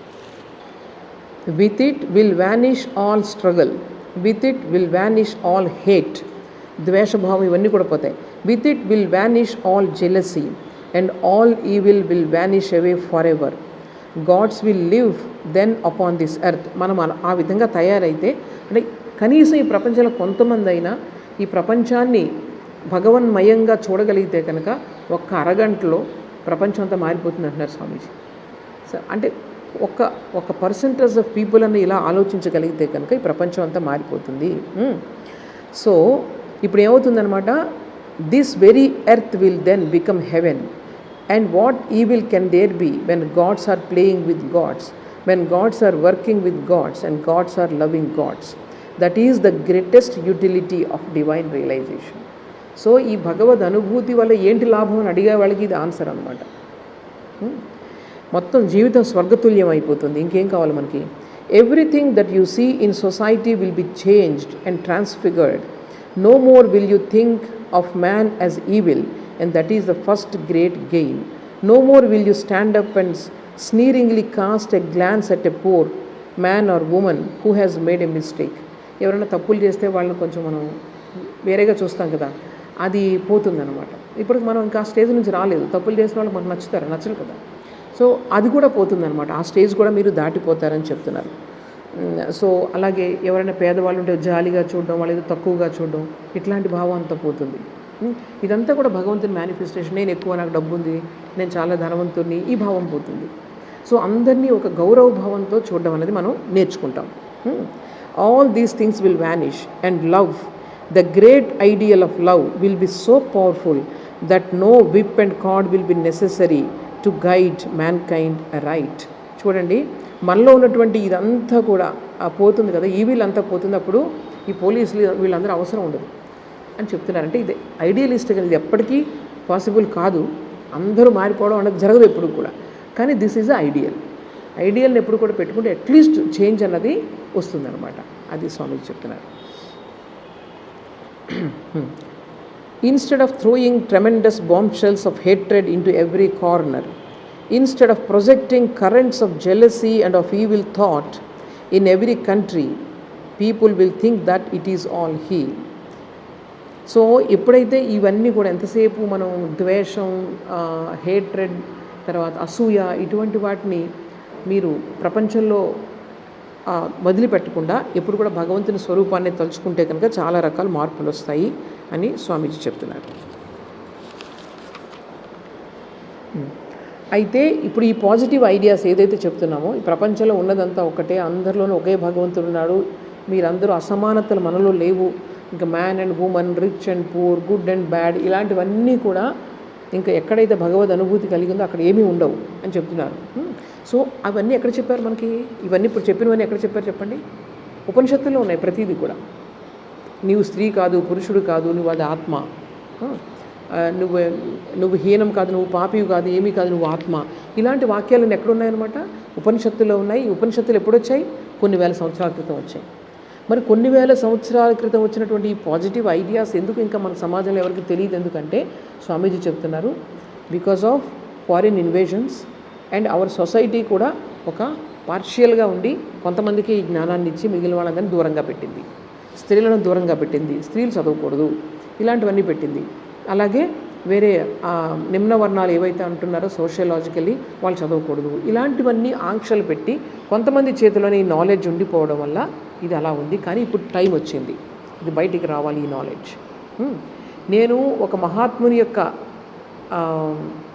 ఆయన యొక్క పాదాల దగ్గర ఉండి నేను ఈ విధంగా మారాను అని చెప్పి ఆయన గురించి వచ్చేవారం మీకు చెప్తాను. రామకృష్ణ పరమహంస గురించి ఫస్ట్ టైం ఒకసారి మాట్లాడారు. రామకృష్ణ పరమహంస గురించి మై మాస్టర్ అని ఒక లెక్చర్ ఇస్తారనమాట. ఇక్కడ చెప్తున్నారు ఈ లెక్చర్, నెక్స్ట్ సండే ఆ మహాత్ముని గురించి మీకు చెప్తాను. సో ఇప్పుడు ఇవన్నీ కూడా ఈ భావాలన్నీ కూడా బయటికి రావాల్సిన సమయం వచ్చింది అని చెప్తున్నారు. ఒకసారి ఆలోచించండి. అంటే ఇంత పబ్లిక్గా అంతకుముందు వెళ్ళి ఉంటాయి ఈ భావాలు, వేదాంత భావాలన్నీ కూడా విదేశాలకు, యూరోప్ దేశాలకు అన్నీ వెళ్ళాయి. కానీ ఇప్పుడు ఇంత పబ్లిక్గా, ఇంత ఓపెన్గా స్వామీజీ చెప్తున్నారంటే సమయం వచ్చిందంటే ఏంటంటే రామకృష్ణ పరమహంస జన్మించారు. ఈ భావాలన్నీ అందరికీ, వర్గ, కుల, తర్వాత లింగ వివక్ష లేకుండా అందరికీ ఇవ్వడానికి రామకృష్ణ పరమహంస వచ్చారు అని స్వామీజీ చెప్తారు. ఈ ఫస్ట్ యోగి, అమెరికాకి వెళ్ళిన ఫస్ట్ యోగి ఎవరు? స్వామీజీ. సో ఈ ఫస్ట్ యోగి ఆయన ఫస్ట్ వెళ్ళి చెప్పారు వేదాంతం గురించి. మొత్తం పాశ్చాత్య దేశాలకి ఫస్ట్ ఓపెన్గా చెప్పింది ఎవరంటే స్వామీజీ. స్వామీజీ తర్వాత చాలామంది వెళ్ళారు. సో ఆయన చెప్తున్నారు ఇప్పుడు సమయం వచ్చిందంటే ఈయన ఇనిషియేట్ చేశారన్నమాట. అందరికీ కూడా ప్రపంచానికి నేను అందిస్తాను ఈ సమాచారాన్ని, ఇందులో ఉన్నటువంటి వాల్యూస్ని కూడా. మరి ఈరోజు మరి చూడండి అమెరికాలో ఎన్ని చోట్ల మనకి ఈ డిస్కషన్స్ అవుతున్నాయి, సైంటిఫిక్ డిస్కషన్స్ ఈ వేదాంతం గురించి, సైంటిఫిక్ రిలీజియన్. చాలామంది సైంటిస్టులు కూడా ఇవన్నీ కూడా తీసుకొని డిస్కస్ చేస్తున్నారు. ఇంకా ఒక 10 ఏళ్ల తర్వాత చాలా చేంజ్ వస్తుంది సొసైటీలో. ఈవెన్ ఆఫ్రికన్స్, నిన్నే నేను ఒక వీడియో చూశాను, ఆఫ్రికన్స్ నేను మీకు పంపిస్తాను. ఒక అతను అనమాట, ఆఫ్రికన్ లీడర్. ఆయన ఏం చెప్తున్నారు తెలుసా? మన ఆఫ్రికన్ కంట్రీని యూరోపియన్ కంట్రీస్ వచ్చారు, తర్వాత ఇస్లామిక్ ఇన్వేషన్ అయ్యి వాళ్ళు వచ్చారు, వచ్చి మనల్ని ఏం చేశారనమాట, వాళ్ళు just they were interested in converting us as Christians and Muslims. First వచ్చి రాగానే ఒక ముస్లిం వచ్చిన తర్వాత ఇక్కడ కన్వర్ట్ చేసి మొత్తం విలేజ్ అంతటిని అక్కడ మాస్క్ చేసి అందరినీ కన్వర్ట్ చేయాలి. మనకు ఒరిజినల్గా ఏముంది, మనకు అంతకుముందు వాళ్ళకు ఓన్ రిలీజియన్ వాళ్ళకు ఉంది. సో అక్కడికి వెళ్ళి మన దాని వాళ్ళు ఇప్పుడు కళ్ళు తెరుస్తున్నారనమాట. చేసి ఏంటంటే బలవంతంగా వాళ్ళ మతం మార్చి మనల్ని ఎక్స్ప్లాయిట్ చేసి మన ఒరిజినాలిటీని మనం కోల్పోయాము అని చెప్పి ఆయన ఆఫ్రికన్ ఒక ఆయన మాట్లాడుతున్నారు. తెలుస్తుంది ఇప్పుడు. మనం ఇప్పుడు కూడా అలాగా అంటే ఒరిజినల్ ఏదైతే ఉందో మనం ఎప్పుడు కూడా ఎవరిని బలవంతం చేయలేదు. అట్లాగే మీరందరూ మారిపోండి, ఏమో కొన్ని కల్ట్స్ ఉండొచ్చు భారతదేశంలో, కొన్ని ఉండొచ్చు, మీరు ఎలా మారిపోండి, ఇది తప్ప ఇంకోట్లేదని అనే కొన్ని సంప్రదాయాలు ఉన్నాయి, నేను కాదంటలేదు. కానీ ఒరిజినల్ వేదాంత ఏదైతే ఉందో వాళ్ళు ఎప్పుడు కూడా ఒరిజినల్ కల్చర్స్ని మీరు తీసుకోండి, ఈ వాల్యూస్ తీసుకోండి, ఈ ఐడియాస్ తీసుకోండి, మీరు ముందుకు వెళ్ళండి అని చెప్తుందన్నమాట. సో వాళ్ళలో కూడా అవేర్నెస్ వస్తూ ఉంది ఇప్పుడు. ఇవి ఐడియాస్ నిజంగా అందరిలోకి వెళ్తే కనుక ఎవరికి ఇష్టం ఉండదు చెప్పండి. ఈ ఐడియాస్ ప్రతి వాళ్ళని సమానం, మనం అందరూ సమానం. ఎంతసేపు కూడా ఒకళ్ళు ఇన్ఫీరియర్ ఒకళ్ళు సుపీరియర్, ఇదే కదా ప్రపంచంలో జరుగుతూ ఉన్నది. యూరోపియన్స్ అందరూ కూడా సుపీరియర్, వీళ్ళందరూ ఇన్ఫీరియర్. ఇలాగ వాళ్ళని క్రియేట్ చేసి వాళ్ళ ఒక కాన్ఫిడెన్స్ని క్రియేట్ చేయకుండా వాళ్ళు మనం వాడుకుంటూ లోయర్ క్లాసెస్ని ఇలా చేశాం కదా. సో ఈ ఐడియాస్ కనుక మొత్తం ప్రపంచం అంతా వెళ్తే కనుక ఎందుకో రావు. స్వామీజీ చాలా ఒక నీగ్రో జాతి యొక్క జరిగిన అవమానాలను చాలా బాధపడేవారు. అలాగే మన దేశంలో ఈ అంటరానితనం అని చెప్పేసి మనుషుల్ని ఇలా చూడడానికి కూడా స్వామీజీ చాలా బాధపడేవారు. సో ఆ ఐడియాస్ని ఇప్పుడు మనం అందరూ కూడా ఇంప్లిమెంట్ చేయాలి. స్వామీజీ ఐడియాస్ని ఒక విధంగా చూస్తే మన ప్రధానమంత్రి గారు నరేంద్ర మోదీ గారు ఇంటర్నేషనల్గా స్వామీజీ ఐడియాస్ అని చెప్పారు. ఆయన నాకు ఇన్స్పిరేషన్ స్వామి వివేకానంద. నేను ఆయన ఐడియాస్ని, మన ఓల్డ్ రిషీల్ ఐడియాల్ని నేను ఇంప్లిమెంట్ చేయడానికి నేను ట్రై చేస్తాను చెప్పారు ఆయన ఒక ఇంటర్వ్యూలో. ప్రతి మనిషికి ఒక డిగ్నిటీ కావాలని కోరుకుంటారు కదా, అవునా కదా. సో ఈ వేదాంతాలో మీకు ఆ యూనిటీ కనిపిస్తుంది. ఎందుకంటే ఫిజికల్గా మన మధ్య డిఫరెన్సెస్ ఉన్నాయి, అలాగే మన తెలివితేటలో డిఫరెన్సెస్ ఉన్నాయి, మన యొక్క సంపదలో డిఫరెన్స్ ఉంది. ఎప్పుడు మనం అందరూ ఈక్వల్గా చూడగలం? సోషల్ ఈక్వాలిటీ ఎప్పుడు వస్తుంది చెప్పండి? మనలో ఉన్నటువంటి ఒకే వస్తువు ఏదైతే ఉందో దానిని చూసినప్పుడే మనం అందరినీ ఈక్వల్గా చూడగలుగుతాం. అందుకే స్వామీజీ చెప్పింది వేదాంతాలోని నిజమైన ఈక్వాలిటీ ఉంది. ఇప్పుడు కమ్యూనిజం వచ్చింది, అందరినీ సోషలాజికల్గా అందరూ ఈక్వల్గా చూడాలి, కమ్యూనిజం వచ్చింది. మరి సక్సెస్ అయిందా? ఒక పక్క అందరినీ ఈక్వల్గా చేసి వాళ్ళ ఫ్రీడమ్ని మీరు తొక్కేస్తున్నారా లేదా? రష్యాలో, చైనాలో ఒక ఫ్రీగా నాకు కావాల్సిన కూరగాయలు కూడా కొనుక్కోవడానికి లేదంట వాళ్ళ మార్కెట్లు అవి. ఇండియాలో ఫ్రీడమ్.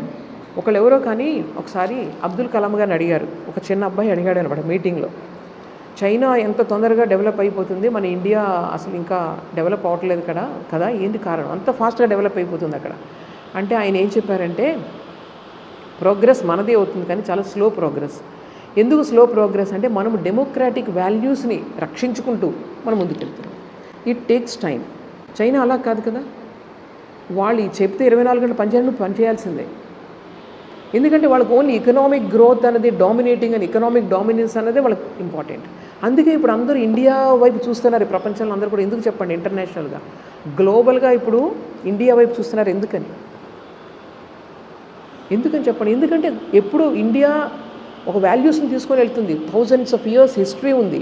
తర్వాత ఎప్పుడు ఏ దేశాన్ని అణిచివేసి బయటికి రాలేదు. అందరి స్వేచ్ఛని గౌరవించి భూటాన్ ఉంది.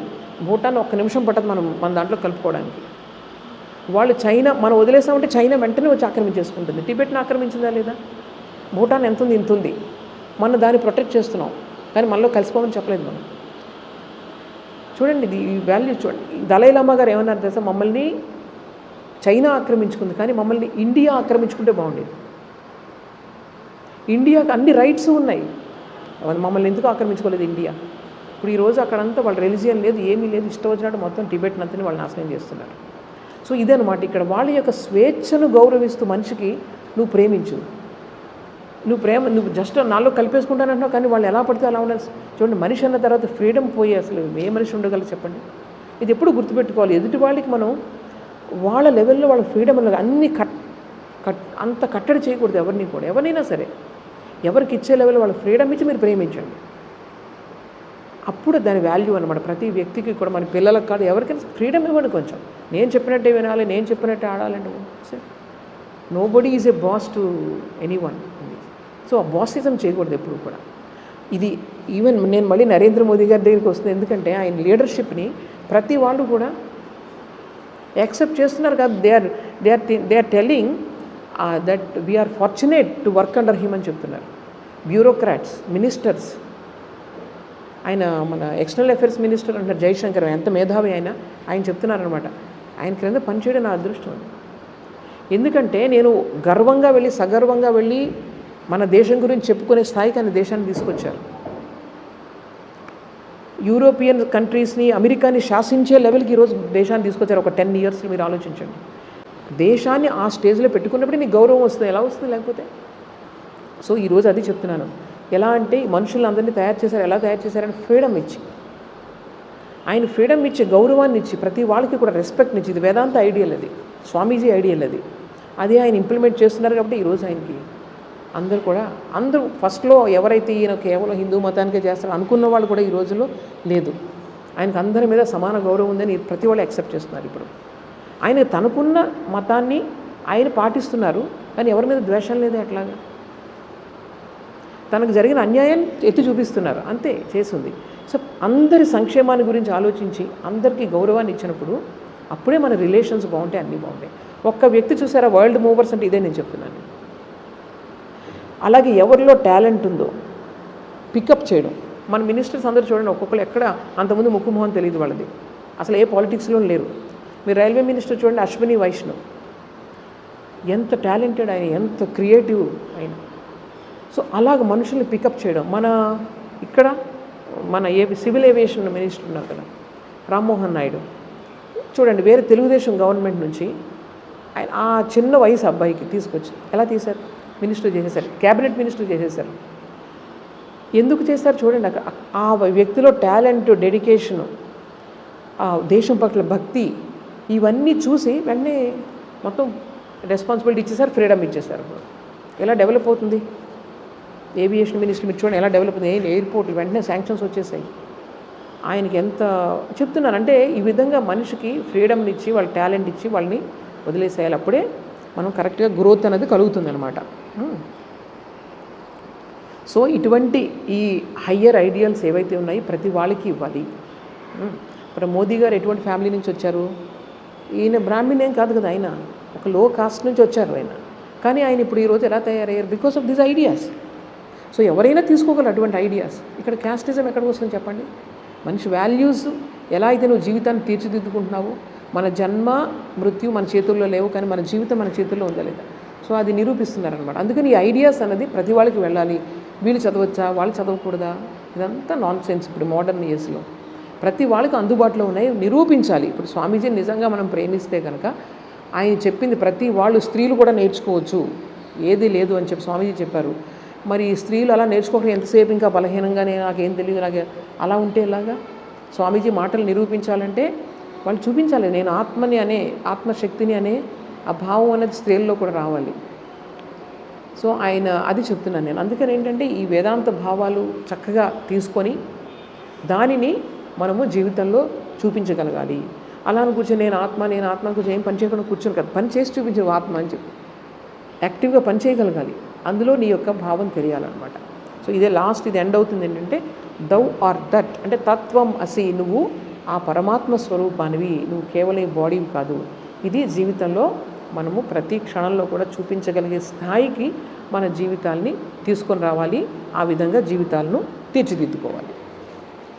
సో ఇది the real man and the apparent man, ఇది దీని యొక్క అది సారాంశం అన్నమాట.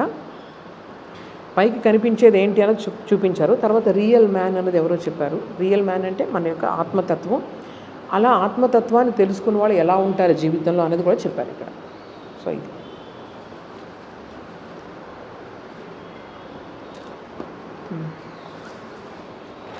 ఏమైనా డౌట్స్ ఉన్నాయా?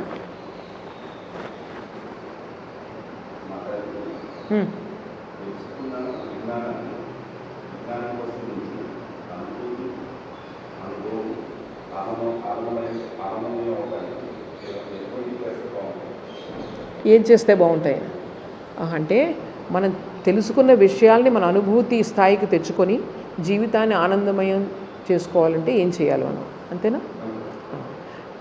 అది ఇప్పుడు చెప్పింది అది ఏంటంటే దాన్ని ప్రాక్టీస్ చేయడానికి ప్రయత్నం చేయాలి. కేవలం ఇలా ఎన్ని విన్నా మీకు ఉండదు. ఎందుకంటే మనలో ఉండేటువంటి నేను ఈ శరీరాన్ని మనస్సును అనేటువంటి ఈ థాట్ చాలా డీప్ అనమాట. అది ఈజీగా పోదది. నేను ఈరోజు కొంచెం నేను శరీరం కాదంటే నెక్స్ట్ మూమెంట్ నాకు ఏదైనా తగిలిందంటే గట్టిగా ఏడుస్తాను. ఎందుకంటే ఇది చాలా డీప్ రూటెడ్ ఇది. అలాగే చాలా నేను వేదాంతం చెప్తాను, ఈ క్లాసులు తీసుకుంటాను, అన్నీ తీసుకుంటాను. కానీ ఎవరైనా కొంచెం నన్ను అవమానకరంగా మాట్లాడితే వెంటనే రియాక్ట్ అవుతాను. అవునా కదా? సో డీప్ రూటెడ్ అవ్వాలంటే కేవలం సాధన ద్వారానే అవుతుంది, దేని ద్వారా అవుతుంది. రియలైజేషన్ అన్నది కేవలం సాధన ద్వారా అవుతుంది. ఒకటే జీవితానికి ఉద్దేశం అది ఒక్కటే ఉండాలి. నేను నా యొక్క అనంతత్వాన్ని నేను అనుభూతి చెందాలి అని దానికోసం ప్రయత్నం చేయాలి, టైం వెచ్చించాలి. కేవలం అంటే ధ్యానం తప్ప ఇంక వేరే దీనికి లేదు, ఉపాయం లేదు. ఇంకా అది మనం ఎంత చేస్తే అంత ముందుకెళ్తాం. రోజు అదే అంటే మన జీవితంలో ఫస్ట్ ఇంపార్టెన్స్, ఫస్ట్ ప్రయారిటీ దానికి ఇవ్వాలి. మిగిలినవన్నీ కూడా దానికి సహకరించాలన్నమాట. ఆ విధంగా మనం చేసినప్పుడే మనం ముందుకెళ్తాం. ఎప్పుడైనా సరే వినడం వల్ల లాభం లేదని అంటలేదు, చాలా తక్కువ దానివల్ల వచ్చేది. అయితే దానిని ఇంకా మన లోపల తీసుకోవాలి, ఇంటిగ్రేట్ చేసుకోవాలి అంటే దానికి నిధిధ్యాసన అంటారు, మెడిటేషన్ చేయాలి. ఇంకేమైనా ఉందా క్వశ్చన్?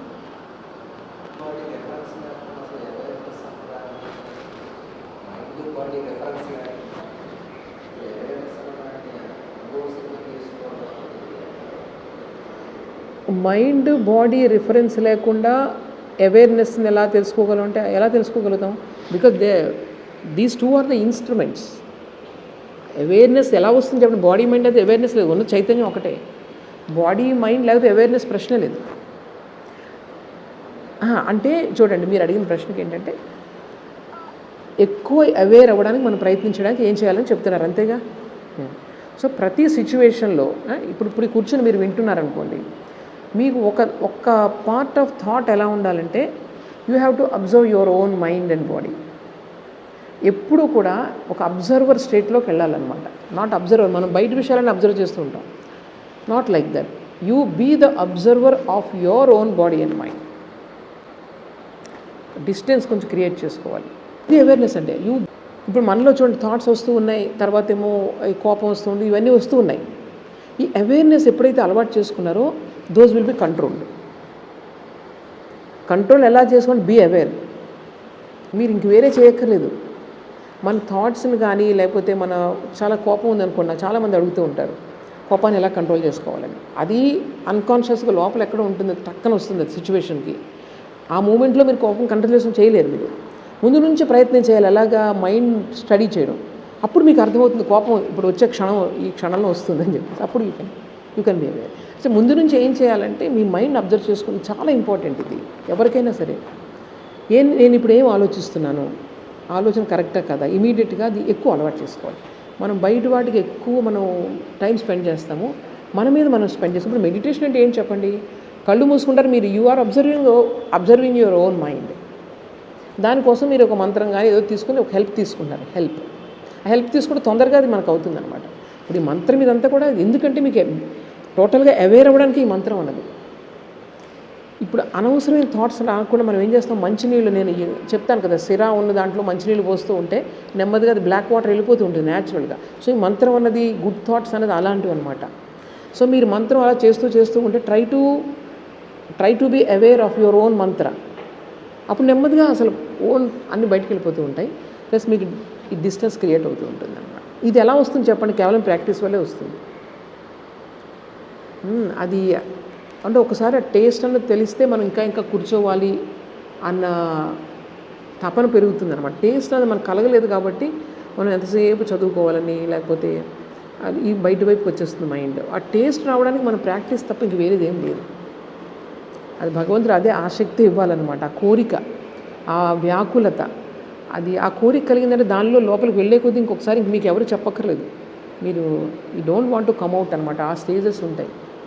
ఎందుకంటే అటువంటి వాళ్ళు మేము చూసాం కాబట్టి నేను మీకు చెప్పగలుగుతున్నాను. నేను ఎంతసేపు ఇంకేంటంటే ఇండ్రాన్ అయిపోతూ ఉంటుంది మైండ్, పనివైపు ఇంకేముండదు అసలు. అలా ఎంతసేపు కూర్చోవాలి భగవంతుడి దగ్గర, గంటలు చేస్తూనే ఉంటారు వాళ్ళు జపం, అందులో ఆనందం పొందుతూ ఉంటారు. గంటలు జపం చేస్తున్నావు, ధ్యానం చేస్తున్నావు, కానీ ఎప్పుడు సాడ్ ఫేస్తో పెట్టుకుని ఉంటే అది కరెక్ట్ కాదనమాట. అది మనల్ని అబ్జర్వ్ చేసుకోవాలి, అది మన ఆనందాన్ని ఇవ్వాలి భగవంతుడి దగ్గరికి వెళ్ళడం. ఒకవేళ అది చేయలేకపోతే ఏదో పని చేయడం మంచిది, భగవంతుని కోసం ఏదైనా పని చేయడం మంచిది. అలా నెమ్మదిగా మైండ్ ప్యూరిఫై అయ్యే కొద్దీ కూడా భగవంతుని కోరుకుంటుంది మైండ్. సో దీనికి ఇంకా వేరే ఉపాయం లేదు. నాణ్య పంథ అని చెప్పారు మన ఉపనిషత్తులు. అది ఒక్కటే. ఆత్మను గురించి కానీ భగవంతుని గురించి కానీ 24 గంటలు ఆలోచిస్తూ ఉండు. ఆలోచించడానికి మంత్రం అనేది మనకు ఒక ఆయుధం. అది చేస్తూ చేస్తూ అవేర్నెస్ అన్నదే మీకు అసలు బీ అవేర్ అన్నదే మీకు మెయిన్ గోల్ అనమాట లైఫ్లో. అది మంత్రం లేకుండా మీరు చేస్తే మంచిది, అది వేరే పుస్తకాల ద్వారా చేస్తే మీకు మంచిది. ఎక్కువ పుస్తకాలు చదివి మాత్రం అస్సలు లాభం ఉండదు. అసలు ఇంకా కన్ఫ్యూజన్, చాలా కన్ఫ్యూజ్ అయిపోతుంది. ఒక్కటే అనమాట. ఒక్కసారి గురువు దగ్గర నుంచి మంత్రం వచ్చిన తర్వాత ఇంక అన్నీ పక్కన పెట్టి సాధన చేసుకోవాలి.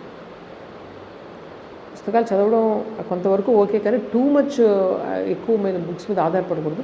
మనం చదివినా ఇట్లాంటి ఎవరైతే రియలైజ్డ్ సోల్స్ ఉన్నారో, రమణ మహర్షి, స్వామీజీ, తర్వాత మన రామకృష్ణ పరమహంస, అలాంటి బుక్సే చదవండి. మరీ చదవండి. చదివి దానిలోనే ఎస్టాబ్లిష్ అవ్వడానికి ట్రై చేయండి. నేను అసలు ఎక్స్ట్రా బుక్సే అస్సలు చదవను. నేను ఉన్న టైమే తక్కువ, అన్ని చదివి ఏం లాభం, అస్సలు చదవను. ఇవి ఇందులోనే ఉంది అంత సారం అంతా కూడా. సో అది చూసుకొని మనకి ఒకవేళ నాకు ఇంకా భగవంతుడి పైన ధ్యానం చేసే మనసు రాలేదనుకోండి, రోజు ప్రార్థించండి, నాకు కొంచెం మనసును తెప్పించు, నా మనసును పవిత్రం చెయ్యి, నీ మీదకి వచ్చేలాగా. ఆ ప్రార్థన ఆయన వైపు తీసుకెళ్తూ ఉంటుంది, దగ్గర తీసుకెళ్తూ ఉంటుంది. ప్రార్థన అనేది చాలా ఇంపార్టెంట్. మన కండిషన్ మనకు అర్థమవుతుంది. అవ్వట్లేదు. ఇప్పుడు మంచి ఒక సైలెంట్ వాతావరణం ఉంది, అప్పుడు మనకి ఏం చేయాలనిపిస్తుంది? భగవంతుడి గురించి ధ్యానం చేయాలనిపిస్తే మీరు కరెక్ట్గా ఉన్నారనమాట. లేకపోతే అబ్బాయి ఎందుకు ఒక టీవీ పెట్టుకుని విందాం ఏదన్నా, లేకపోతే ఏదో బుక్ చదువుదాం, ఇలాంటి రకరకాల మన టెండెన్సీని బట్టి మనకు ఆ కోరిక కలుగుతూ ఉంటుంది. కానీ ఎవరైతే పవిత్రంగా ఉందో మైండ్, వెంటనే కొంతసేపు ఆయన భగవంతుడి సన్నిధానంలో ఉంటాం, ఆయన గురించి ఆలోచిద్దాం. ఇది అనేది చాలా మంచి సైన్ అనమాట జీవితంలో.